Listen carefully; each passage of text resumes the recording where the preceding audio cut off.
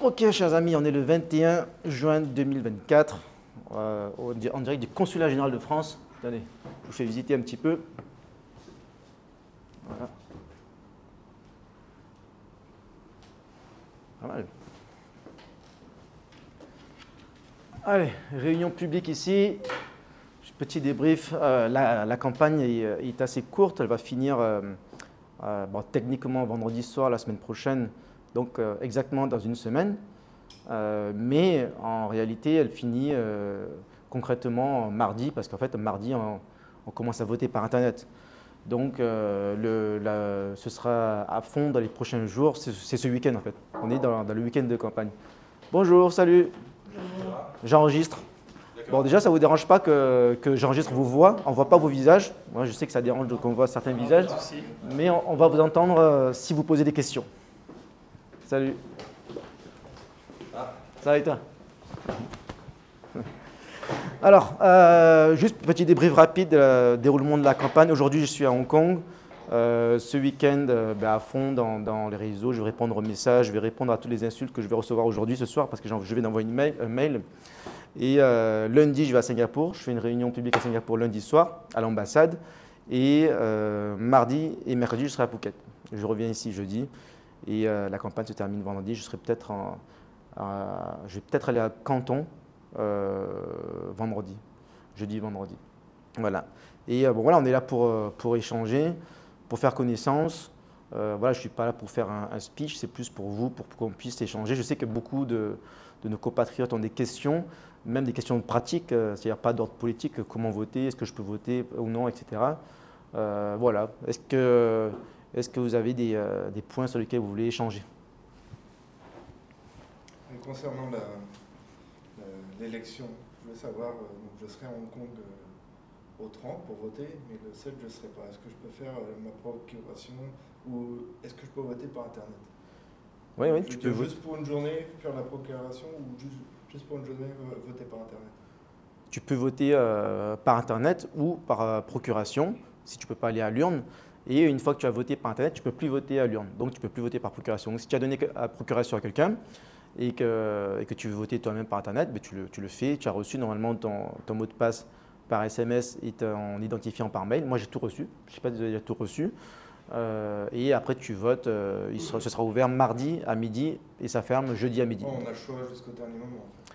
Voilà, au dernier moment, tu peux… Donc, c'est mieux de le faire.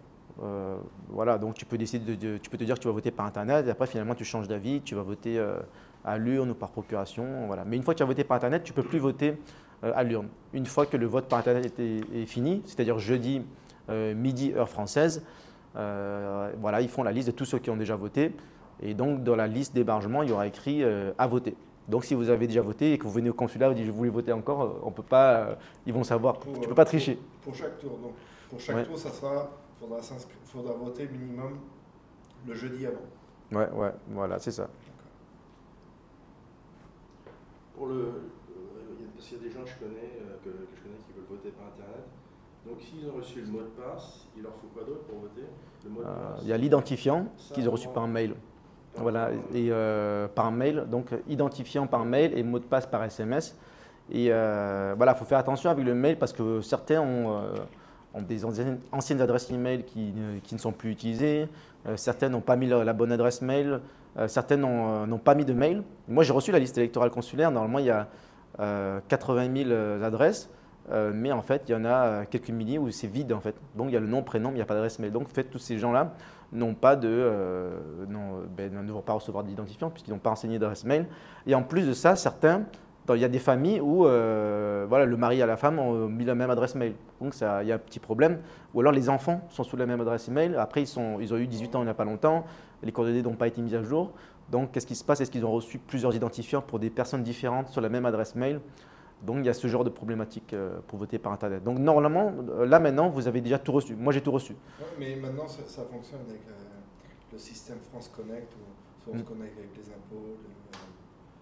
Oui, donc tu vas sur France Connect, tu mets à jour tes coordonnées. Si c'est un ancien numéro de téléphone, tu mets le nouveau, etc. Donc, normalement, ça fonctionne bien. Par contre, là maintenant, on ne peut plus changer ça. Donc, il fallait mettre à jour jusqu'au 16 juin. Et voilà, si vous n'avez pas reçu vos identifiants, vous ne pouvez pas voter par Internet, mais vous votez à l'urne. Ou vous pouvez faire procuration. Si vous ne pouvez pas aller à Lyon, vous pouvez encore faire procuration jusqu'à vendredi pour les consulats, parce qu'ils ne travaillent pas le samedi. Après, en théorie, vous pouvez encore donner procuration le samedi en France, mais bon, c'est compliqué. Il faut garder en tête vendredi, quoi. Donc pour ceux qui n'ont pas reçu l'identifiant, il n'y a plus moyen Non, sauf si c'est une erreur de l'administration. C'est-à-dire s'ils ont bien renseigné leur email, voilà, ils vont dans France Connect, ils voient bah oui, j'ai bien mis mon mail, et après ils demandent pourquoi ils n'ont pas reçu. Et si donc, par exemple sur l'adresse email qui n'existe plus, donc c'est fini. Ah ouais, normalement il n'y a plus moyen. Enfin, sauf erreur de ma part, à ma connaissance, il n'y a plus de moyen parce qu'il fallait mettre à jour les infos. Voilà, donc sinon ils font. Mais par contre, ils peuvent donner procuration. Et s'ils ne savent pas qui donne procuration, ils peuvent me contacter et je les mets en contact avec les bonnes personnes pour voter pour le bon candidat, c'est-à-dire pour moi. Pour faire une procuration, il faut y être en personne, c'est ça? Ouais.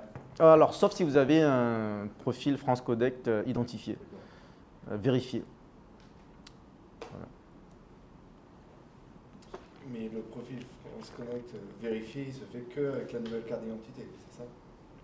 Oui, carte d'identité numérique, moi je ne l'ai pas fait, il faut que je me plonge dessus pour ça plus en détail, mais oui, il faut avoir la nouvelle carte d'identité, profil numérique, etc.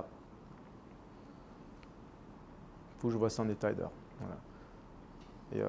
Sais-tu s'il faut qu'elle soit activée? Parce que la dernière fois au consulat, il me dit qu'il fallait que j'aille en mairie en France. Oui, mais je ne sais pas. C'est vrai que j'ai la nouvelle carte d'identité depuis un moment. Depuis 1 ou 2 ans, je crois, et je viens d'apprendre qu'il fallait l'activer. Je ne l'ai jamais activé. À voir. C'est un sujet à creuser. Après, bon, je ne sais pas, je n'ai jamais vraiment eu besoin. Voilà. Et voilà. Des questions d'ordre politique aussi, ou pas? Aujourd'hui, j'ai envoyé ma première lettre. Il y a eu j'ai eu des petits problèmes techniques avant d'envoyer ça. Donc, je crois qu'il y a beaucoup de Français de Hong Kong qui n'ont pas reçu mon message pour aujourd'hui. Je ne sais pas si tu as reçu le mail, toi? Le spam, il était dans le spam, parce que sur le chat group, plein de gens disaient c'est dans le spam, j'ai vérifié, c'est dans le spam. D'accord, parce que d'habitude, j'envoie des mails avec notre programme qui n'est pas lié à cette campagne, parce que je ne veux pas mélanger. Il y a des histoires de comptes de campagne, etc. Et donc là, en fait, je suis obligé d'utiliser un nouveau moyen. Et ça a pris pas mal de temps. J'ai testé différents outils. Et voilà, donc ça. Je pense que celui que j'ai utilisé pour envoyer le mail à Hong Kong, il n'a pas été très efficace. Mais voilà, aujourd'hui, là, il y a 2 heures, je vais envoyer mon premier mail dans toute la liste électorale consulaire de notre circonscription. J'ai vu pas mal de réponses par mail. Ça va être drôle ce soir. Et je vais faire des vidéos dans les prochains jours. Je vais écrire pour répondre à toutes ces personnes. Mais c'est intéressant. Hein, répondez-moi, envoyez-moi je ne dis pas envoyez-moi vos insultes, mais bon, n'hésitez pas à critiquer ma démarche. J'y réponds. Je vais faire un débrief de tout ce que j'ai reçu ce week-end. Je vais travailler dessus. De préférence, voilà. constructive. Comment? Oui, voilà. Donc, j'ai l'habitude, ça fait des années. En fait, souvent, j'ai toujours les mêmes critiques.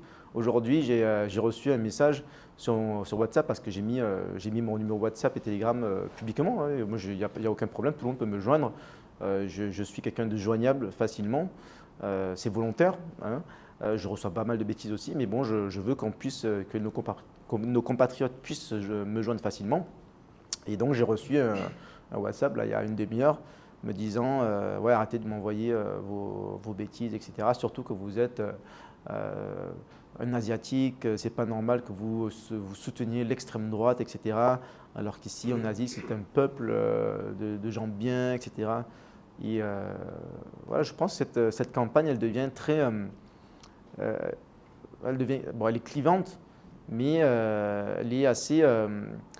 c'est du grand n'importe quoi, c'est-à-dire c'est de la science-fiction.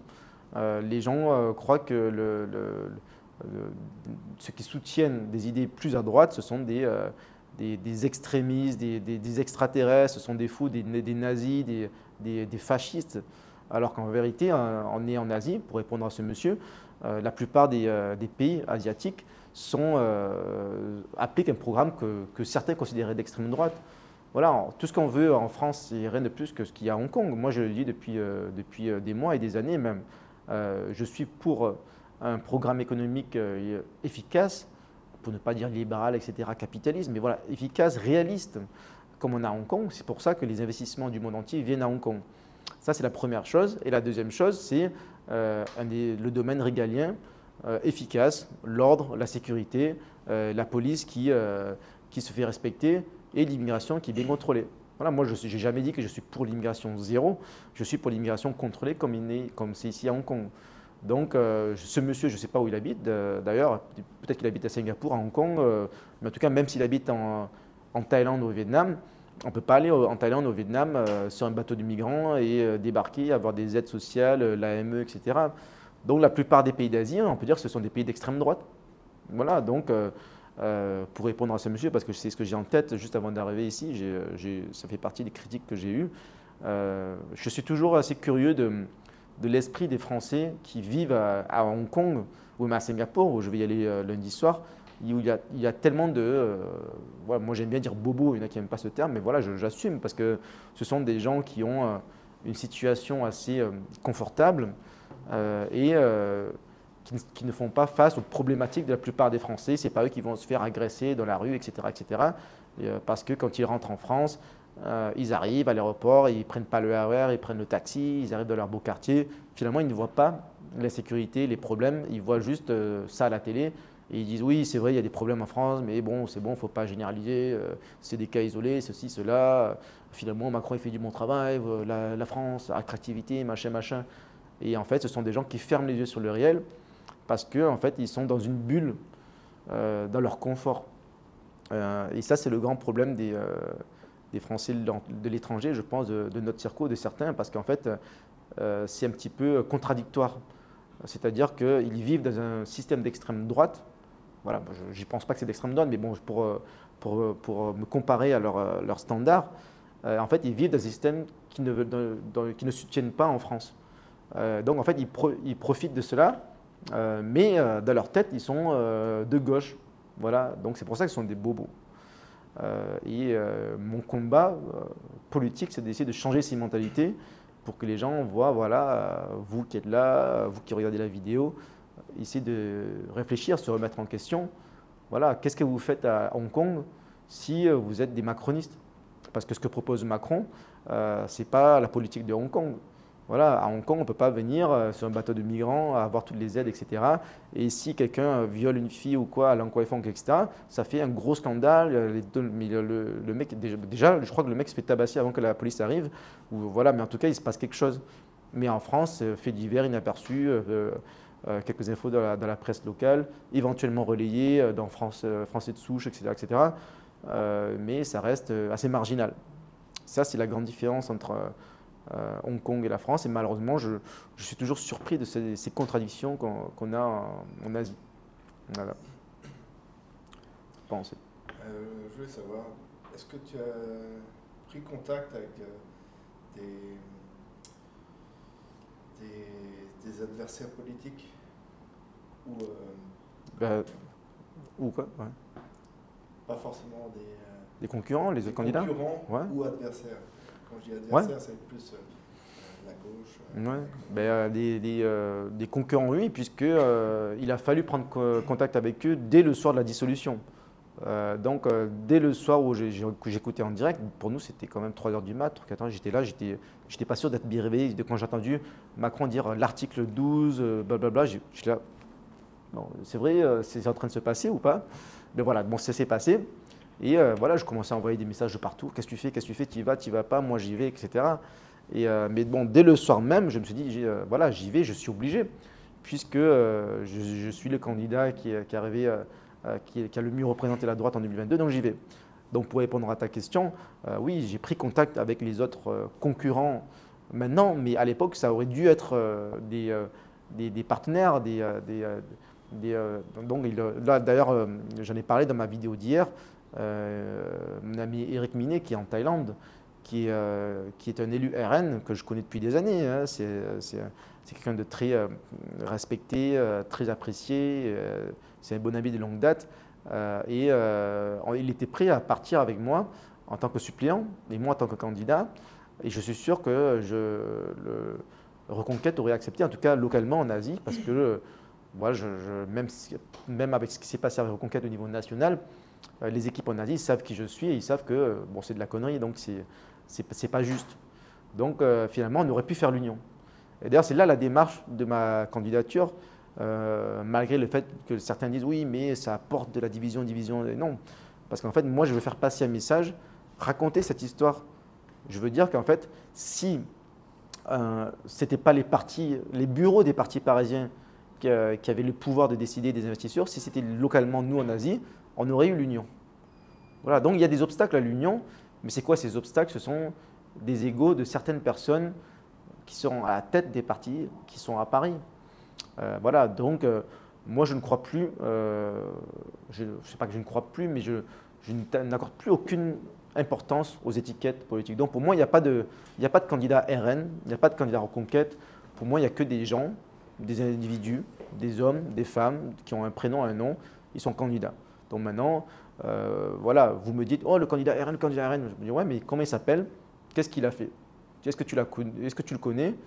Est-ce qu'il est déjà venu à Hong Kong? Est-ce que tu lui as parlé? Est-ce qu'il est engagé dans la communauté des Français de l'étranger? Qu'est-ce qu'il a fait depuis toutes ces années? Voilà. Et donc, j'ai parlé avec on va dire, le RN et Reconquête pour ça. Et j'ai même discuté avec Asselineau. J'étais avec lui une demi-heure au téléphone, comme j'en ai parlé dans ma vidéo d'hier.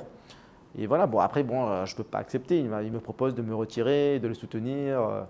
Voilà, comme on aurait pu discuter si c'était avant les candidatures. On aurait eu une candidature d'union, pourquoi pas. Mais après, moi, je ne pense pas qu'on aurait pu avoir Asselineau comme candidat de l'Union des droites. Tu peux lui proposer un débat en direct sur YouTube, sur sa je chaîne YouTube, par bien exemple. sûr. Moi, je le dis maintenant, je propose un débat avec tout le monde. Avec Jeuneté, avec Asselineau, avec tout le monde. Moi, je veux bien.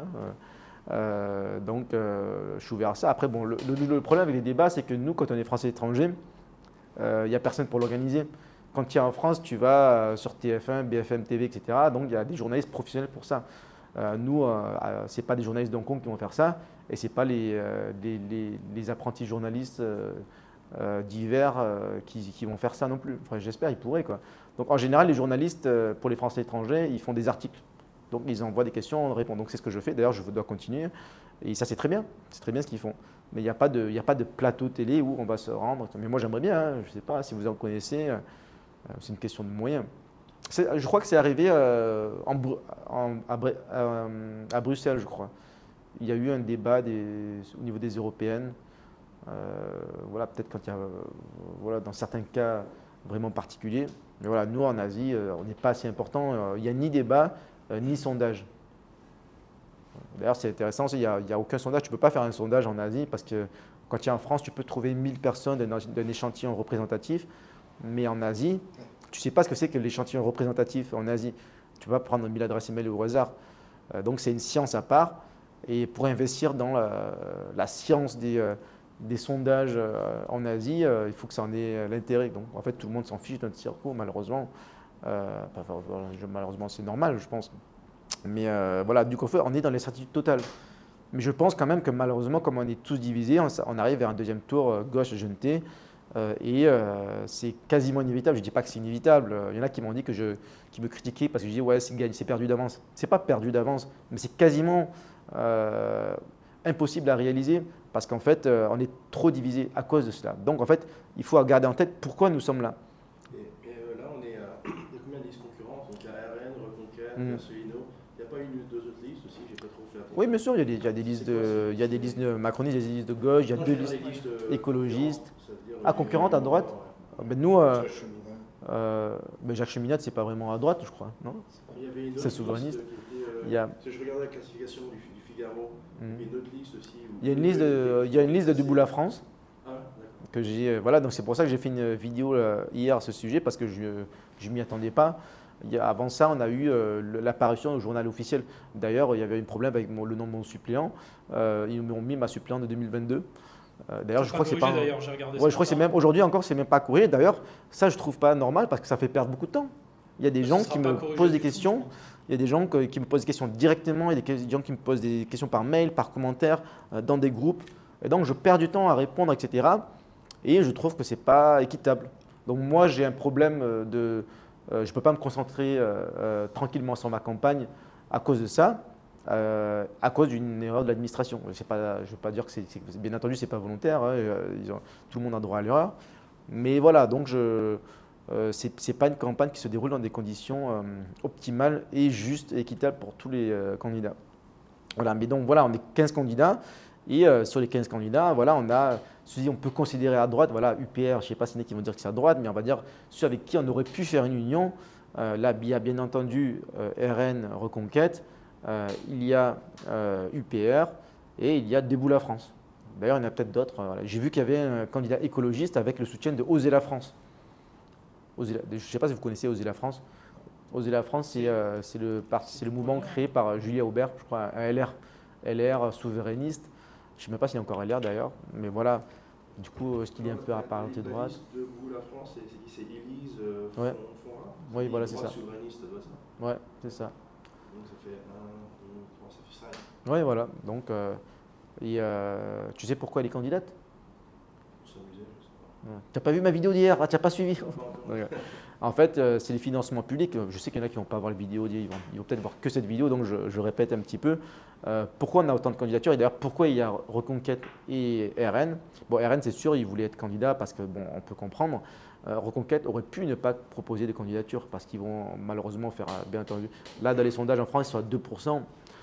Et dans notre circuit, je ne sais pas ce que ça va donner. C'est 1,50 € le vote? Voilà, donc en fait, chaque voix donne environ 1,50 €. Je ne sais pas si c'est 1,50 €, 1,60 €, voilà.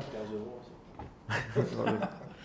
Bon, il ne faut pas se moquer, voilà. Moi, en tout cas, voilà, mais peut-être, hein, voilà. Mais en fait, les partis veulent le financement public et ils veulent le temps de parole dans les médias. Donc c'est assez bizarre, mais en fait, le temps de parole que tu as dans les réseaux sociaux, enfin dans les plateaux télé, ça dépend des résultats de ton parti aux législatives. Voilà. Donc Reconquête est obligé d'y aller, sinon ils n'ont plus de sous et ils n'ont plus de temps d'antenne. Et ils deviennent comme Asselineau. Bon, après, c'est pas très grave, ils peuvent faire comme Asselineau et faire surtout du YouTube, mais bon, c'est quand même important d'être dans CNews, BFM TV, etc. Donc, si j'étais Zemmour, j'aurais fait pareil, j'aurais envoyé des candidats. Enfin, je ne sais pas si j'en aurais envoyé 330, peut-être j'en aurais envoyé que 100, peut-être que j'en aurais envoyé 200, je ne sais pas. Mais c'est la vie. Mais c'est pourquoi, pour rebondir, c'est pourquoi on a une liste, on a une candidate Debout la France. Tu n'aurais pas fait ça, mais tu peux comprendre. Je peux comprendre, mais enfin, je ne sais pas si je l'aurais fait, parce qu'il faut se mettre à sa place. Je n'ai pas un parti, mais voilà, j'ai un parti politique, je n'ai pas envie qu'il meure. Voilà, qu'est-ce que je fais? Il faut avoir de l'argent, il faut le prendre quelque part. Donc, à mon avis, peut-être que je l'aurais fait quand même. Tu vois, je le dis en toute honnêteté, j'en sais rien. Donc, malheureusement, chacun fait un petit peu son business. Même le RN, voilà. Après, eux, ils croient qu'ils peuvent créer la surprise. La dernière fois, ils étaient à 3% en 2022. Et cette année, ils pensent faire beaucoup plus. Et ils peuvent faire beaucoup plus parce qu'aux européennes, ils ont fait 9% quand même. Donc c'est pas mal. Donc là, on peut dire qu'ils font 9%, 10%, 15%. Je ne sais pas combien ils vont faire. Ils peuvent faire beaucoup plus. Mais le problème, c'est qu'aux européennes, le RN a toujours été fort. Donc traditionnellement, il y en a qui vont voter RN aux européennes. Mais pour les législatives, beaucoup vont se porter vers une personnalité. Moi, je connais par exemple des Français de Hong Kong qui vont voter pour Anne France. Parce qu'ils la connaissent, elle a vécu à Hong Kong et elle est sa candidate Reconquête. Voilà. Alors qu'ils auraient normalement, peut-être logiquement, ils voteraient RN. Voilà, donc on vote pour quelqu'un parce qu'elle est sympathique, parce qu'on la connaît, parce qu'elle présente bien. Ça compte aussi pour les législatives. Voilà, surtout si on sait très bien que ça va être difficile et que ça. Voilà, moi je fais mes pronostics, ce sera un deuxième tour gauche Macron. Je ne devrais pas dire ça parce que moi-même je suis candidat. Mais voilà, moi je fais les choses différemment, je suis transparent. Je suis là pour faire passer un message. Mais justement, je dis que c'est probablement un deuxième tour Macron-gauche. Je ne dis pas que c'est une certitude. Il y a 90% de probabilité que ce soit ça. Mais s'il y a 10% de chance qu'il y ait une surprise, qui peut créer la surprise? Je ne pense pas que ce soit un parti. Je pense que c'est une candidature qui est en dehors des partis. Donc c'est ce que je propose. Je vais le développer ce week-end. Voilà, parce que c'est une campagne qui va se dérouler en un week-end. Voilà, samedi, dimanche, lundi, voilà, et après on vote mardi. On a 3 jours de campagne concrètement. Après, on peut toujours continuer à faire campagne mercredi, jeudi, vendredi, mais en fait, là, beaucoup de gens auront déjà voté. Et là, on a 3 jours devant nous pour expliquer ce qui se passe. Donc voilà, ceux qui me regardent, c'est pour ça que je fais une petite vidéo quotidienne posez-moi vos questions. Moi, je suis transparent sur tout, mais en fait, j'ai une différence par rapport aux autres parce que chacun est là pour ses propres raisons, pour avoir des financements publics et du temps de parole. Moi, je ne suis pas un parti politique. Donc, je ne suis pas là pour le financement public et le temps de parole. Je suis là pour que ça change, pour que l'esprit des gens change et qu'en fait, ils votent enfin pour des gens qui sont sur le terrain, qui ont une personnalité, qui bossent et pas juste qui ont réussi à obtenir une investiture. En parlant d'être sur le terrain, il y a combien de personnes sur cette liste qui vivent dans la 11e circonscription? Je ne les ai pas comptées une par une, mais là, je dirais la moitié seulement. Déjà des têtes de liste. Voilà, en tout cas, on va dire des candidatures importantes. Il y a déjà le candidat de la gauche, c'est un élu comme moi. Donc lui et moi, on va dire, on est légitime, même si bien entendu on n'a rien à voir au niveau politique, mais on est en vie de la Circo et on représente les Français de la Circo. Donc à mon avis, les plus légitimes, c'est déjà les élus. Donc, et ensuite, bon, bien entendu, la députée sorta légitime.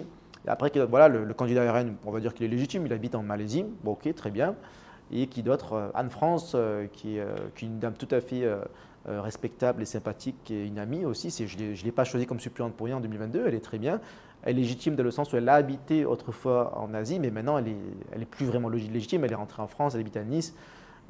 Donc voilà, moi je ne trouve pas normal de venir se porter candidat ici. Voilà. Mais après, bon, je lui souhaite bonne chance, c'est la candidate de Reconquête. Reconquête a besoin d'argent, donc voilà, j'espère qu'elle fera le plus gros score possible. Et après, qui d'autre c'est tout. Hein. Asselineau, il a beaucoup bossé au Japon avec le consul, je crois. Voilà, donc une grosse partie de sa carrière. Asselineau, il a une certaine légitimité parce qu'il a une expertise sur l'Asie, pas que l'Asie, la Russie, etc. etc. Voilà, mais après, pour moi, la légitimité, c'est pas que l'expertise, c'est les réseaux que tu as sur le terrain. Ça, c'est sûr. Voilà, donc en fait, lui, Asselineau, il vient aujourd'hui à Hong Kong ou à Singapour. Est-ce qu'il connaît des gens, quoi, tu vois? Donc, c'est-à-dire, est-ce que les gens le connaissent? Les gens connaissent ses idées, mais est-ce qu'il a… Voilà, ça c'est important aussi, le terrain. Et comme je l'ai dit hier, en fait, j'ai échangé avec lui et je sais qu'en fait, ce qu'il veut, c'est avoir un score symbolique. Parce que là, dans la tête des gens, ils se disent UPR, c'est 1%. Et lui, il veut changer cette image. Donc, il aimerait bien faire 5%, 10%. Comme ça, il pourra dire, quand les gens lui disent oui, mais l'UPR c'est 1%, eh bien, ils vont dire ah ben non, l'UPR c'est pas 1%. Vous savez, aux dernières élections, on a fait 10%, 5%, 10%. Sans expliquer que c'était une circonscription législative, etc. Mais pourquoi pas, c'est de bonne guerre, il a raison. D'ailleurs, peut-être que si j'étais lui, je ne sais pas si je ferais ça aussi. Pourquoi pas, c'est pas bête comme stratégie, mais c'est pas légitime. Mais c'est pas bête, peut-être que j'aurais fait ça moi aussi. Mais voilà, mais d'ailleurs, dans mon programme, je suis le seul, sur les 15 candidats, je suis le seul qui propose de réformer le système. Je veux supprimer la possibilité pour les candidats de se porter candidat dans une autre circo que celle dans laquelle ils résident, et je veux supprimer ce système de financement des partis via les élections législatives. C'est à cause de ça qu'on a tant de candidatures de droite et qu'on n'arrive pas à faire l'union. Voilà. Bien entendu, il n'y a pas que ça, il y a aussi les égos personnels, il y a Marine Le Pen qui ne peut pas s'entendre avec Zemmour, etc., etc. Il y a plein de choses qui entrent en jeu, il y a des égos personnels, ça c'est humain, c'est normal. Mais il y a le système aussi qui veut ça. Et d'ailleurs, je dirais, ultimately, comment on dit, dans l'ultime en français, dans le meilleur des cas, il faudrait avoir une primaire. Parce qu'il faut une union déjà, il faut que tous les partis se mettent d'accord, et ensuite, il faut trouver le bon candidat. Les deux choses doivent aller ensemble. Et moi, je pense qu'il aurait fallu, bien entendu, on n'aurait pas pu le faire en 2 semaines, mais dans les conditions normales, il faut un système pour élire qui soutenir, comme ils font aux États-Unis pour les présidentielles ou quoi. Voilà. C'est-à-dire, culturellement, il faut de la légitimité. Et c'est ça que je critique aussi aux partis politiques. Et pourquoi aussi je suis là dans ces législatives, c'est pour parler de la vie politique globale, mais aussi le fonctionnement des partis politiques. Moi, j'ai toujours critiqué à Reconquête le fait qu'il n'y ait pas d'élection locale. Parce que qu'est-ce qui s'est passé dans ma fédération des Français de l'étranger? J'ai eu un problème personnel avec quelqu'un qui a tout fait pour m'évincer. Il a mis en place des arguments bidons. Et quand il m'a dit ça, ça m'a fait rire. J'ai dit, bon, ça ne va jamais passer, ils ne sont pas débiles au bureau, ils ne vont jamais accepter ça. Et finalement, j'ai eu tort, ils ont vraiment accepté ça. Je ne sais pas comment il a fait, mais voilà. Mais parce qu'il a des relations, etc. Mais en fait, pourquoi on en est arrivé là? C'est parce qu'il n'y a pas eu d'élection. C'est-à-dire que s'il y avait eu une élection qui veut être le responsable des Français étrangers, donc les militants votent par Internet, etc. Tac. Ah, c'est lui, ben voilà, je le soutiens. Ah, c'est moi, ben il me soutient. Il y a une légitimité. Mais là, il n'y a pas ça. C'est une nomination. Chaque fois qu'il y a des nominations, c'est la porte ouverte à toutes les dérives et manque de légitimité. Et là, en Asie, si on avait une primaire pour déterminer qui était le candidat de l'Union des droites, ah ben voilà, on m'aurait dit tiens, ce candidat il est en Malaisie, voilà, et lui il veut être le candidat, Marc Guyon est le candidat, lui voilà, il y a 3, 4, 5 candidats. Si c'est Marc Guyon qui est vu comme par tous les sympathisants de tous les partis de droite en Asie pour être le candidat de l'Union, ben voilà, je rassemble. Si ce n'est pas moi, c'est quelqu'un d'autre qui est en Malaisie, en Chine ou je ne sais où, ben je le soutiens. Donc je pensais que j'étais le plus légitime, mais on a fait une primaire, il a gagné, pas de problème. Maintenant, je le soutiens. Et il manque ça. Au lieu de ça, qu'est-ce qui s'est passé? Il s'est passé que le candidat de l'Union, partiel, parce que c'est RN-LR, il a été décidé dans les bureaux parisiens. D'ailleurs, en plus de ça, ça c'est encore pire, qui va contre les recommandations des responsables locaux. Parce que le responsable de Reconquête nazie voulait pousser ma candidature à Paris, ils ont dit non. Et Éric Minet, en Asie, il voulait pousser notre double candidature en tant que candidat suppléant. Eh bien, le RN à Paris, ils ont dit non. Donc, en fait, on arrive dans une situation où, en fait, le résultat de toutes ces négociations, il n'est pas fait en Asie, il se fait à Paris, dans des bureaux parisiens. Et c'est ça que je conteste.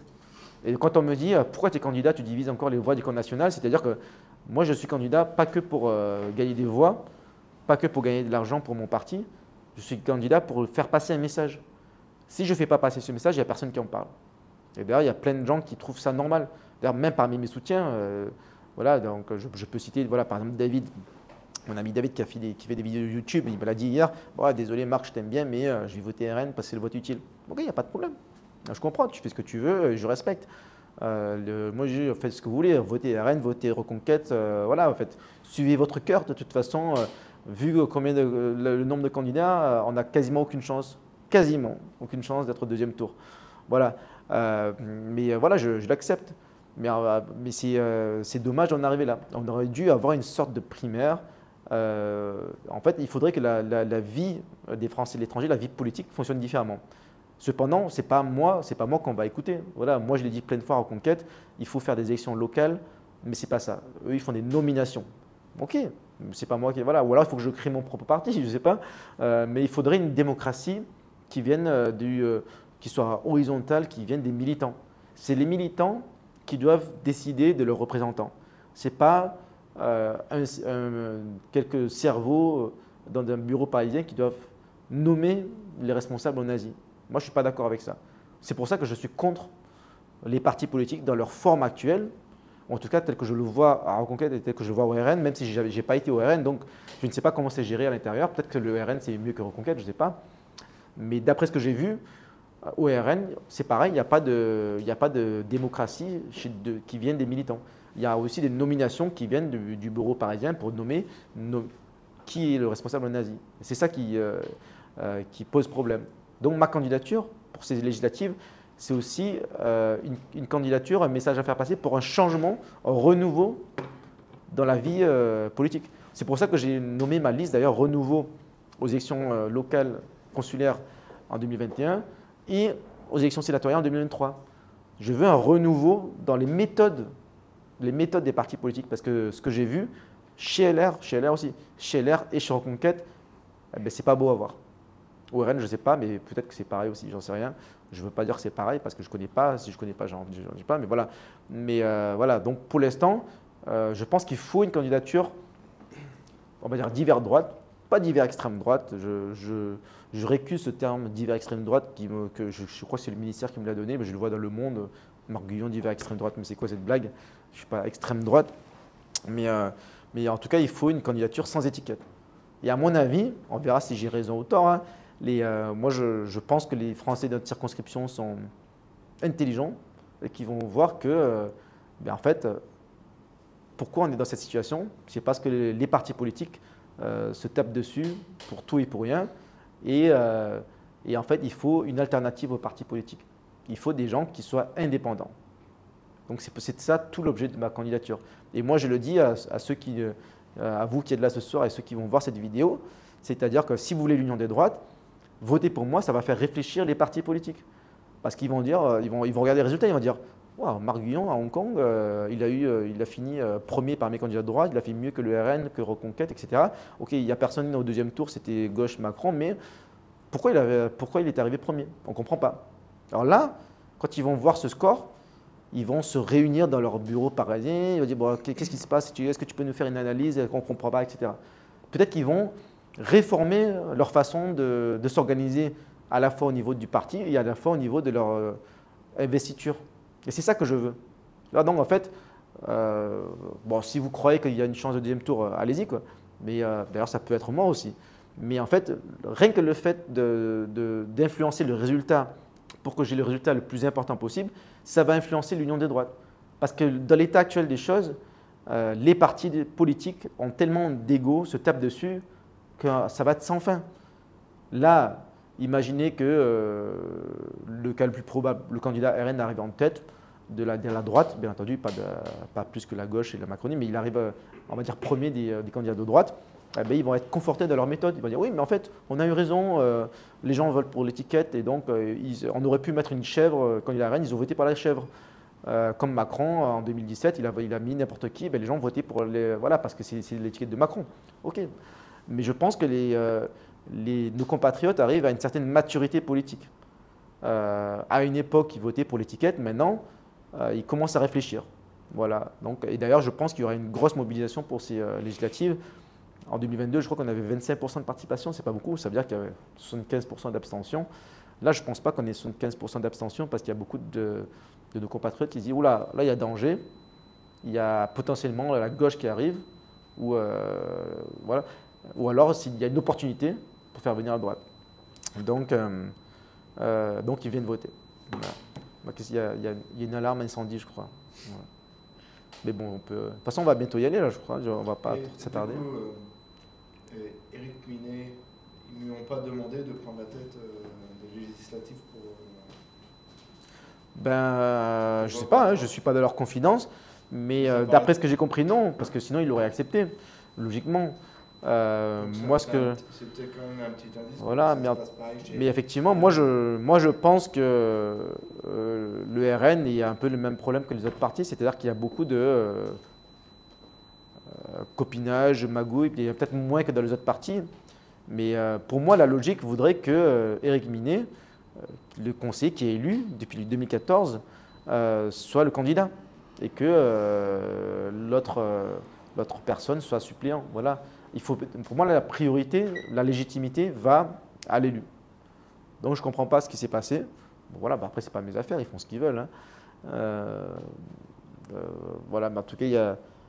après, le problème, c'est que la plupart des gens aussi acceptent cela. Ils se laissent faire. C'est-à-dire qu'ils sont dans le parti. D'ailleurs, c'est ce qui est arrivé avec moi aussi à Reconquête. C'est-à-dire qu'il m'arrive quelque chose de pas vraiment juste, mais mes amis qui sont cadres à divers niveaux, ben, ils me disent bah oui, Marc, c'est pas cool, bon, tant pis, mais voilà quoi. C'est pas leur problème non plus. Ils poursuivent leur chemin et en fait… voilà, parce qu'ils sont loyaux. Bon, c'est une qualité aussi, être loyal à un parti, mais peu importe ce qui arrive. Voilà, donc en fait, ça fait partie des choses qui me donnent encore moins confiance dans la vie politique, dans les partis.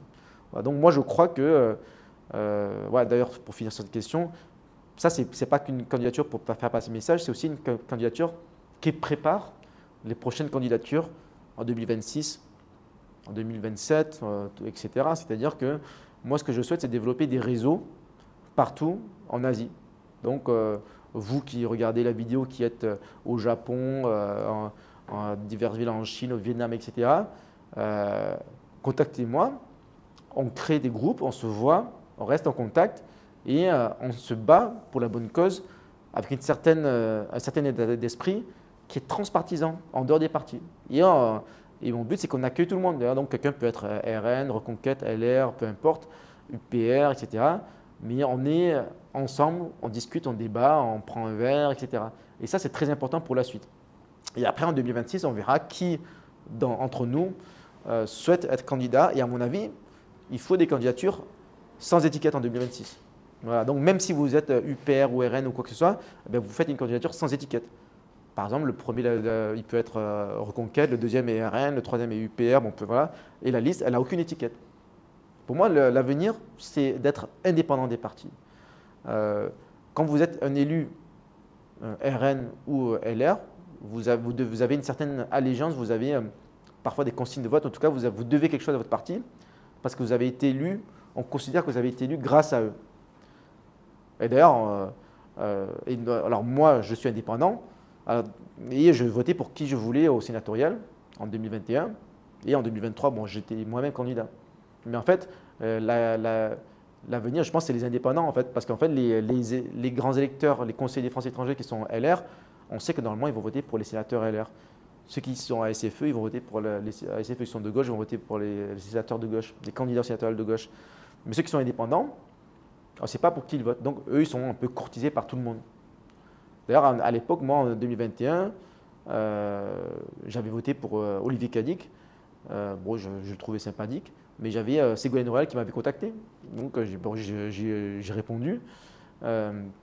Et voilà, c'était intéressant. Je pense que je ne sais pas pourquoi elle m'a appelé, mais bon, j'ai eu un échange cordial avec elle.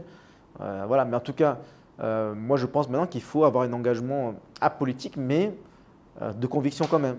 Apolitique, ça ne veut pas dire qu'on est ni de gauche ni de droite. On peut être de droite et apolitique. D'ailleurs, à l'époque, Pélisson, l'ancien président de l'UFE, il disait, nous sommes, parce que l'UFE, c'est apolitique, mais pas vraiment apolitique, c'est censé être plutôt de droite parce qu'ils sont historiquement liés au LR. Et Pélisson, Gérard Pélisson, il disait, nous sommes une association apolitique de droite. Voilà. Donc moi, c'est ce que je suis en train de créer aussi, je crée des réseaux apolitiques de droite. Certains vont dire extrême droite, mais ce n'est pas vraiment de droite, tout le monde est bienvenu. Il peut y avoir des gens de gauche, il peut y avoir des macronistes, voilà quoi. Mais en tout cas, l'avenir, c'est d'être en dehors des partis politiques. Parce que justement, si vous êtes élu grâce à une étiquette, vous devez ça. Là, par exemple, on a un candidat RN dans notre circo qui est sans l'étiquette, je pense qu'il n'a aucune chance parce que personne ne le connaît. Mais avec l'étiquette RN, il a de très bonnes chances parce que tout le monde, voilà, même s'ils ne savent pas qui c'est, lui, comme je l'ai dit tout à l'heure, on peut mettre une chèvre, ils vont voter pour la chèvre parce qu'elle a l'étiquette RN. Mais à partir de ce moment-là, vous devez votre carrière à l'étiquette. Donc si un jour, il y a une proposition pour augmenter la fiscalité des Français étrangers, parce qu'on a besoin de cet argent pour des impôts, faire des dépenses sociales en France, pour les Français, etc., la consigne de vote du parti, ce sera de voter pour. Et lui sera obligé de voter pour. Alors que ce n'est pas les intérêts des Français étrangers. Voilà, donc en fait, il peut y avoir un jour ou l'autre des conflits entre l'intérêt des Français étrangers et l'intérêt du parti dans lequel qu'il représente, dans le groupe dans lequel il est. Anne Genet, par exemple, notre députée, à un moment, elle a soutenu le maintien de la CSG-CRDS. Vous savez, quand vous avez des appartements en France, etc., vous payez des impôts dessus, etc., elle aurait pu être contre cette mesure. Et c'était dans l'intérêt des Français qui l'ont élue. Mais elle était pour, parce qu'elle était obligée, parce que c'était la consigne vote du gouvernement. Elle n'est pas indépendante. Parce que d'ailleurs, elle a été élue que grâce à l'étiquette, que grâce au parti. Personne ne la connaissait avant. Voilà. Et donc, si en Asie, on a quelqu'un qui siège avec la majorité de Jordan Bardella et qui est à sa place juste parce qu'il a eu l'étiquette, il aura obligation de suivre la ligne du parti. Tandis que moi, je peux très bien siéger avec eux, je vote avec le RN, je suis d'accord avec quasiment tout, 99% des propositions, mais 1% des propositions, si ça va contre les intérêts des Français de l'étranger, notamment de notre circo, je vais dire non. Et même pas que pour d'autres circos, pour les questions générales, par exemple la retraite à 60 ans, je vais voter non.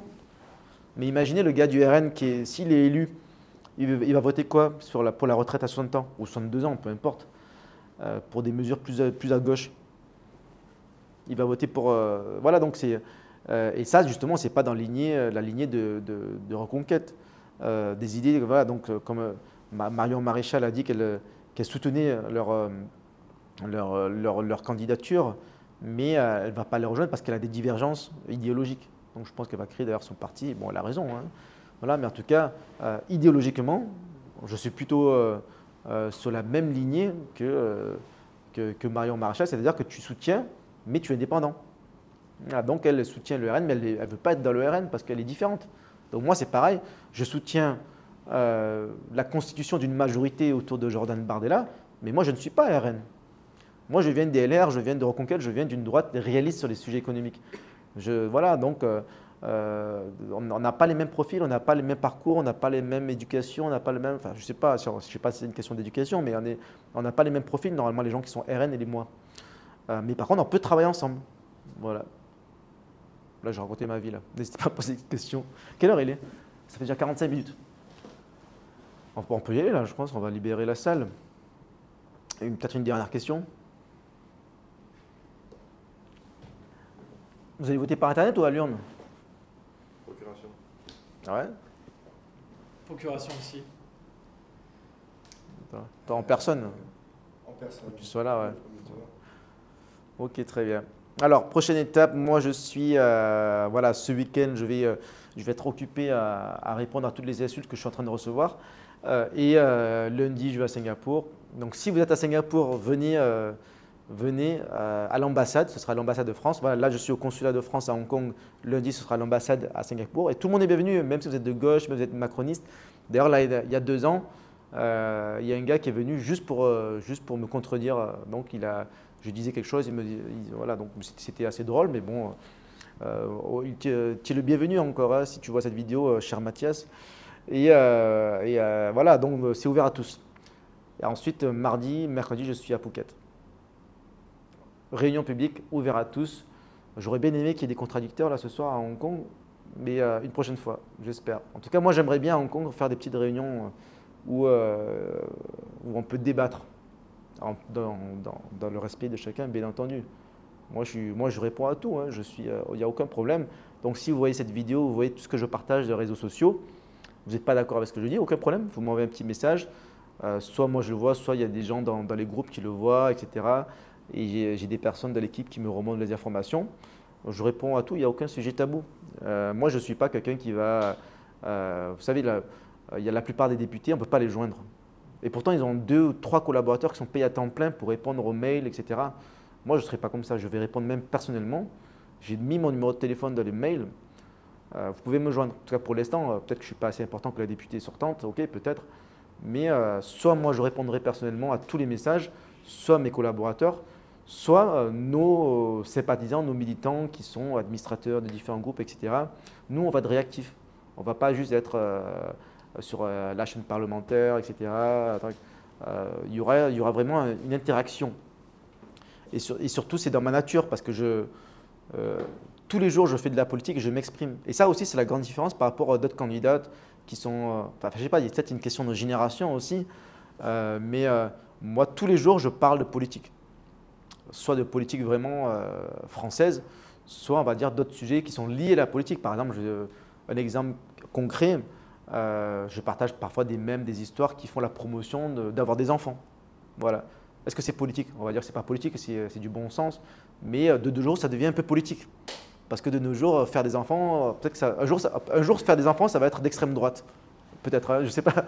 Donc voilà. Donc ça, ce n'est pas vraiment politique, mais pour moi, c'est politique. Mais en fait, moi, j'ai des idées. Mon but, c'est d'influencer la mentalité des gens. Alors que la plupart des autres candidats, regardez bien, ils font de la politique que pour avoir des places. Moi, je ne suis pas là pour avoir des places. Si je ne suis pas élu député dans 3 semaines, ce n'est pas la fin du monde.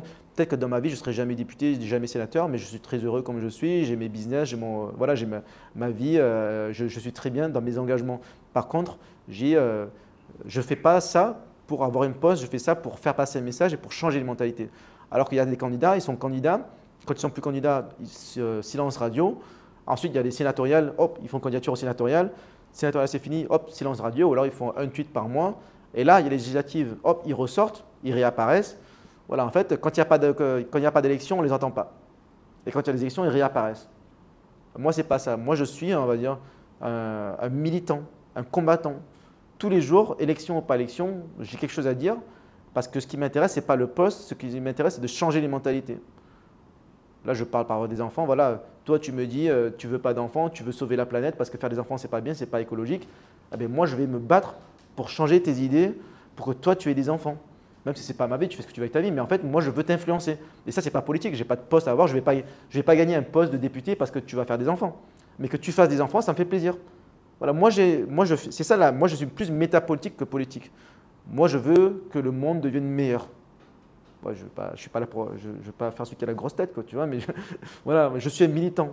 Je suis presque comme les influenceurs, les Conversano, les thèses discussions, etc. Je ne veux pas vraiment me comparer à eux, mais en fait, eux, je pense qu'ils sont plus utiles à la société que des gens qui prennent des places, des députés, des sénateurs qui font rien en fait. Ils sont là que pour serrer des mains, faire des apéros, des dîners mondains. Et en vérité, ils essayent de faire moins de politique possible pour être le moins clivant possible, pour avoir le plus de voix possible. Moi, je ne suis pas comme ça. Tu as dit ça en rigolant, mais j'ai déjà vu plusieurs fois, des fois sur les forums de discussion, c'est un vrai sujet. C'est-à-dire ils posent des questions comme Is having babies far right? C'est vrai? Ouais, non, quand tu as dit ça, ça a fait clic. Parce que il y a un article dessus? Si tu cherches to have kids, right wing, et tu as plusieurs articles, tu as des forums de discussion, ils disent voilà, les gens veulent faire ça, c'est des. Ouais, tu peux. Voilà, c'est ça. Hein, je vois pas mal mais moi j'aime bien les mêmes. On prononce comme ça en français ou pas? Voilà, je sais pas.